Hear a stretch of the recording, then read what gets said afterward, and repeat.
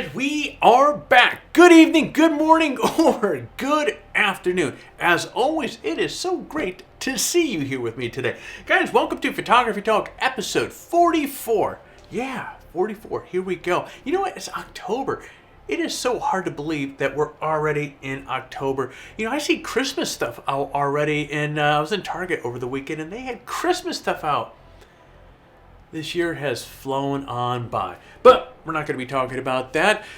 Coming up later this month, guys, Nikon is going to be officially announcing the Z7 Mark II and the Z6 Mark II. Will these cameras be simple updates from the originals, or has Nikon have something up its sleeve and is about to unleash something that can really fight against the EOS R5 or the Canon EOS R5 and R6?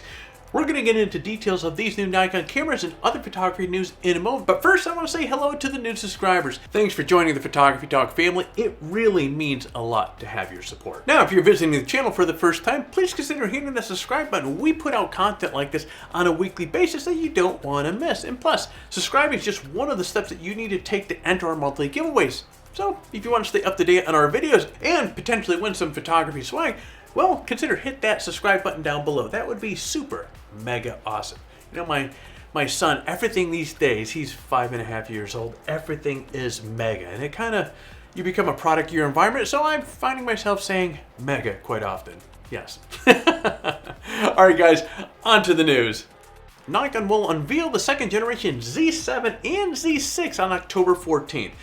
Now, last week, you may recall, Nikon teased that they are going to soon reveal the details of the Z7 Mark II and the Z6 Mark II. Now, this is a big announcement for Nikon, given the success of the Canon R5 and the R6. Now, the question is, will Nikon second generation rigs be a modest update, or are they going to have the firepower that it needs to keep up with Canon and Sony? I don't mean talking about Canon's video capabilities. Not everyone buys a camera to shoot 8K video. So if the new Z7 and the Z6 don't have that kind of video capabilities, I'm not going to be surprised. What Nikon should do is definitely correct some of the things that the first generation Z6 and Z7 didn't have. For example, the Z7 Mark II and the Z6 Mark II definitely need to have a second memory card slot. Now, when I had the Z7, the single card slot, it wasn't a huge deal for me, but a lot of photographers and videographers, 2 card slots are a must for these guys. Now, additionally, I think the new cameras need to have a better LCD, namely one that flips forward for when you want to videotape yourself, vlogging, and so forth. Again, not everyone buys a camera for videography, but even a casual videographer wants to have a front-facing LCD. It really does come in handy. Now, as many of you know, the lack of the front-facing LCD is one of the reasons why I ditched my Z7 in favor for the EOS R and the R5. I'm pointing to each of these here. Do I need to say that? When I go pointing, you guys kind of put two together, right? Right. Awesome.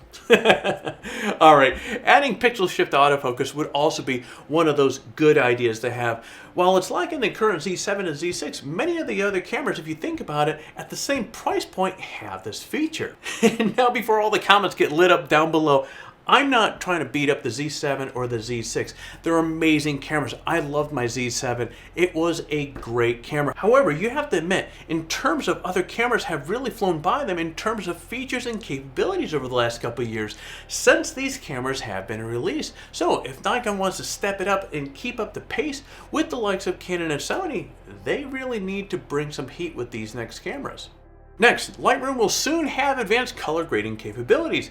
Last week, you may recall, we discussed how Photoshop is getting AI-powered sky replacement tool. Well, Adobe is also making changes to Lightroom in the form of a new color grading tool. Now, the new advanced color grading tool is going to give you a much higher level of control than Lightroom's current split toning panel. You'll be able to shift the colors and highlights, shadows, and the midtones. The new interface of Lightroom is also going to be better visual experience as well, for what it's worth. This new feature will be rolled out in Camera Raw as well. Now, while this is a welcome update for Lightroom, I suspect there's going to be other updates to the software that will be announced in Adobe Max Conference, which I think is coming up later on this month. Now, personally, I wouldn't mind seeing the addition of layers. I suppose we're going to have to wait and see what comes up with Adobe in the next couple weeks. Jumping over to Luminar, Luminar AI is going to have adaptive templates.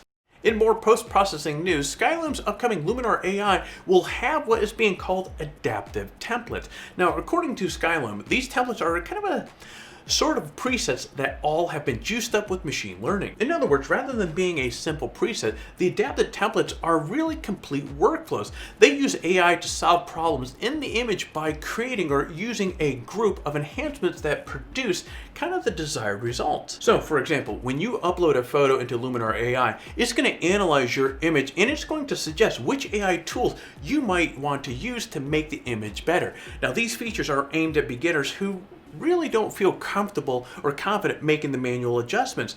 Though experienced photographers, hey, they're going to find these AI templates beneficial as well. Now, even though these templates are AI powered, you still have the option to alter individual effects after the template is applied. And you can remove the template completely as well.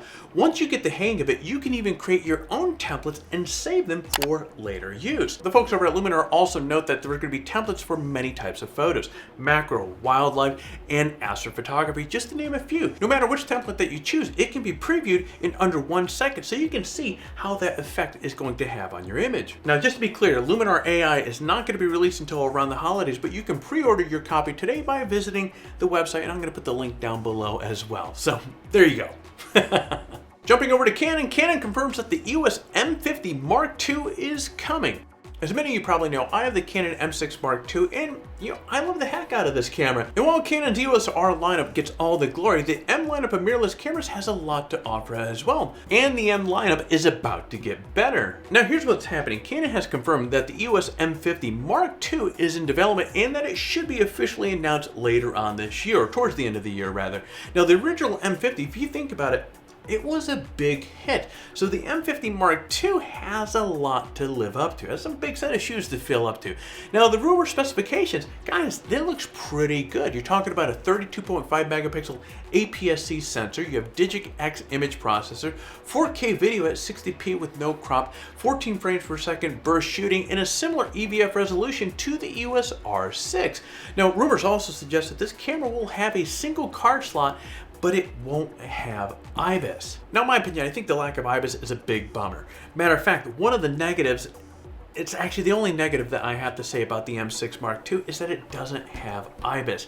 So hopefully that aspect about this camera is incorrect, or that part of the rumor is incorrect, and in that it does indeed have it. Anyway, those of you that are eagerly waiting for one of these M50 Mark IIs, you're gonna have to wait a couple months for the announcement, and then likely a few months before Canon even starts shipping these things out. But based on these rumor specs, it could be well worth the wait to get your hands on one. And there you go, friend. That kind of winds up our weekly roundup of what has taken place in the photography world over the last week. Now let's talk about our giveaway.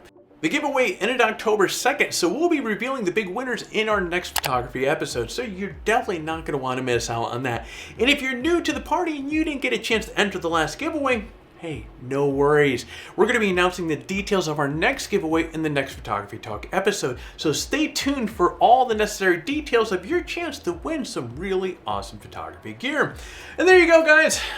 Photography Talk episode 44 has come to an end. If you found some value, if you were mildly entertained with this video, do me a favor, do all that YouTube stuff that, hey, it really does help the channel. So like this video, subscribe to the channel, and while you're at it, kick that bell to be notified each time that we have a new video. All right, friends, I'm going to be jumping off here. You get out there, stay healthy, and create your best shot.